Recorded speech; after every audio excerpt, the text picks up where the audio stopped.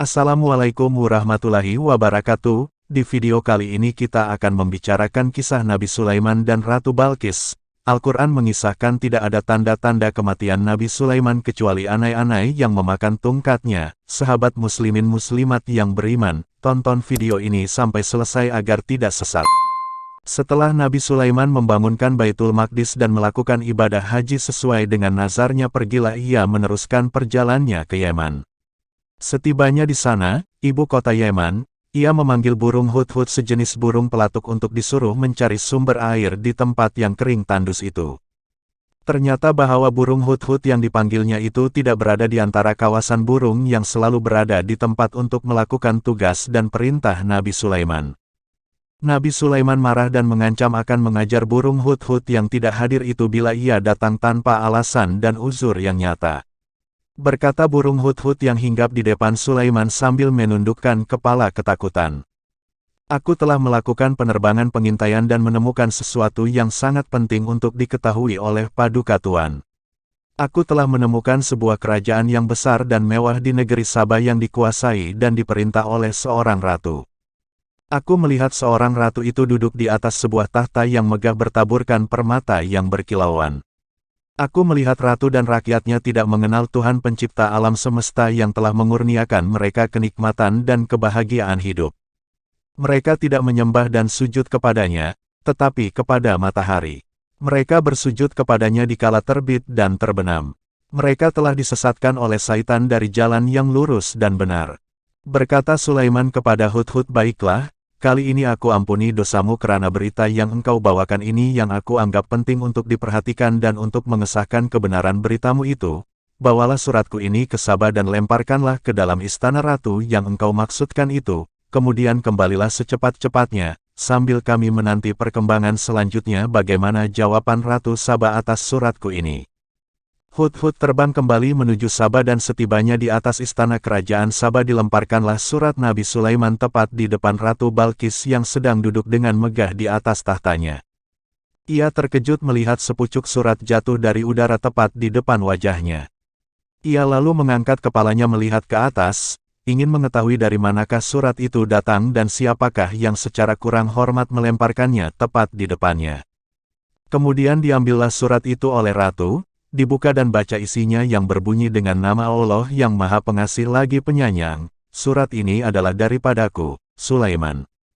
Janganlah kamu bersikap sombong terhadapku dan menganggap dirimu lebih tinggi daripadaku. Datanglah sekalian kepadaku berserah diri. Setelah dibacanya berulang kali surat Nabi Sulaiman, Ratu Balqis memanggil para pembesarnya dan para penasihat kerajaan berkumpul untuk memusyawarahkan tindakan apa yang harus diambil sehubungan dengan surat Nabi Sulaiman yang diterimanya itu. Berkatlah para pembesar itu ketika diminta pertimbangannya, wahai Paduka Tuan Ratu, kami adalah putera-putera yang dibesarkan dan dididik untuk berperang dan bertempur dan bukan untuk menjadi ahli pemikir atau perancang yang patut memberi pertimbangan atau nasihat kepadamu. Kami menyerahkan kepadamu untuk mengambil keputusan yang akan membawa kebaikan bagi kerajaan dan kami akan tunduk dan melaksanakan segala perintah dan keputusanmu tanpa ragu. Kami tidak akan gentar menghadapi segala ancaman dari manapun datangnya demi menjaga keselamatanmu dan keselamatan kerajaanmu. Ratu Balqis menjawab, aku memperoleh kesan dari uraianmu bahwa kamu mengutamakan cara kekerasan dan kalau perlu kamu tidak akan gentar masuk medan perang melawan musuh yang akan menyerbu.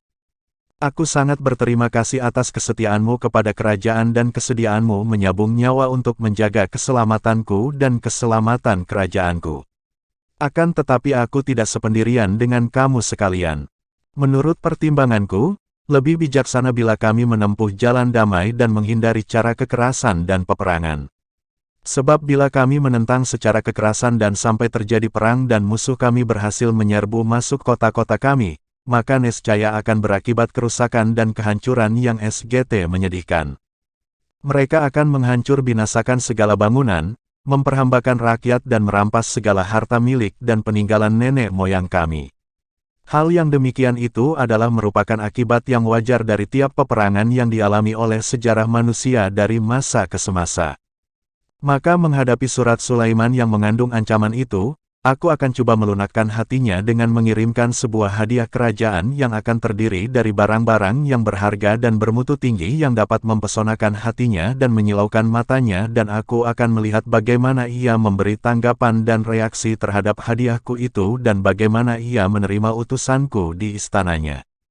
Selagi Ratu Balqis siap-siap mengatur hadiah kerajaan yang akan dikirim kepada Sulaiman dan memilih orang-orang yang akan menjadi utusan kerajaan membawa hadiah, tibalah hinggap di depan Nabi Sulaiman burung pengintai Hudhud memberitakan kepadanya rancangan Balqis untuk mengirim utusan membawa hadiah baginya sebagai jawaban atas surat beliau kepadanya. Setelah mendengar berita yang dibawa oleh Hudhud itu, Nabi Sulaiman mengatur rencana penerimaan utusan Ratu Balqis dan memerintahkan kepada pasukan jinnya agar menyediakan dan membangunkan sebuah bangunan yang megah yang tiada taranya yang akan menyilaukan mata perutusan Balqis bila mereka tiba. Tatkala perutusan Ratu Balqis datang, diterimalah mereka dengan ramah tamah oleh Sulaiman, dan setelah mendengar uraian mereka tentang maksud dan tujuan kedatangan mereka dengan hadiah kerajaan yang dibawanya, berkatalah Nabi Sulaiman, kembalilah kamu dengan hadiah-hadiah ini kepada ratumu. Katakanlah kepadanya bahwa Allah telah memberiku rezeki dan kekayaan yang melimpah ruah dan mengurniaiku dengan kurnia dan nikmat yang tidak diberikannya kepada seseorang dari makhluknya. Di samping itu aku telah diutuskan sebagai nabi dan rasulnya dan dianugerahi kerajaan yang luas yang kekuasaanku tidak sahaja berlaku atas manusia tetapi mencakup juga jenis makhluk jin dan binatang-binatang. Maka bagaimana aku akan dapat dibujuk dengan harta benda dan hadiah serupa ini? Aku tidak dapat dilalaikan dari kewajiban dakwah kenabianku oleh harta benda dan emas walaupun sepenuh bumi ini. Kamu telah disilaukan oleh benda dan kemegahan duniawi, sehingga kamu memandang besar hadiah yang kamu bawakan ini dan mengira bahwa akan tersilaulah mata kami dengan hadiah ratumu. Pulanglah kamu kembali dan sampaikanlah kepadanya bahwa kami akan mengirimkan bala tentera yang sangat kuat yang tidak akan terkalahkan ke negeri Saba dan akan mengeluarkan ratumu dan pengikut-pengikutnya dari negerinya sebagai orang-orang yang hina dina yang kehilangan kerajaan dan kebesarannya, jika ia tidak segera memenuhi tuntutanku dan datang berserah diri kepadaku. Perutusan Balqis kembali melaporkan kepada ratunya apa yang mereka alami dan apa yang telah diucapkan oleh Nabi Sulaiman.